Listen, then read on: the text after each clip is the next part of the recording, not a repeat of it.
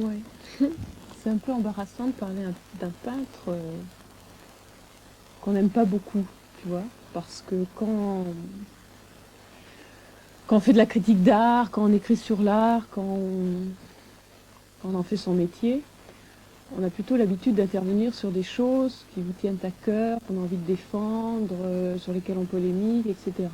De parler d'un peintre qui ne vous intéresse pas tellement, en plus qui ne vous intéresse même pas au point d'avoir envie d'en dire vraiment du mal, tout ça, c'est un petit peu embarrassant. Enfin bon, moi j'aime donc pas tellement Magritte.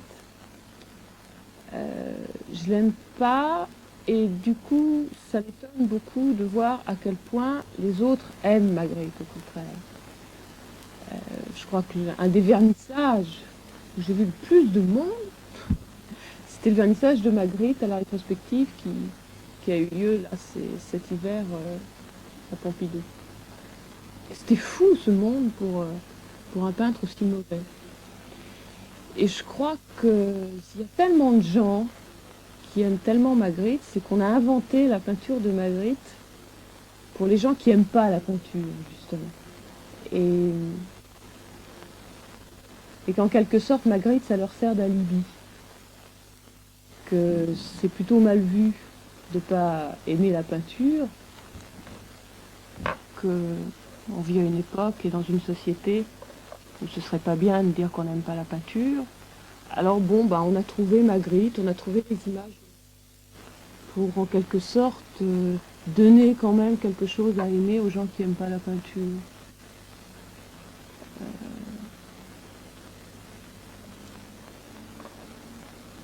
Je crois que Magritte, c'est pas de la peinture parce que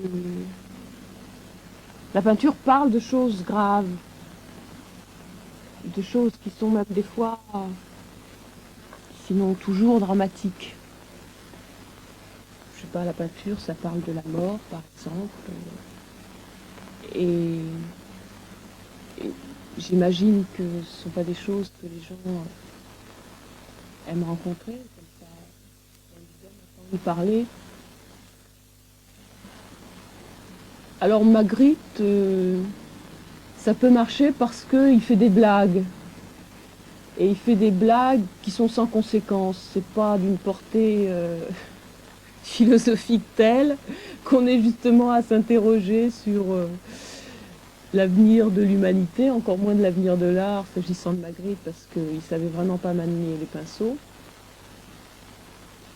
Pas de choses graves, simplement des clins d'œil comme ça. Et c'est c'est une peinture légère.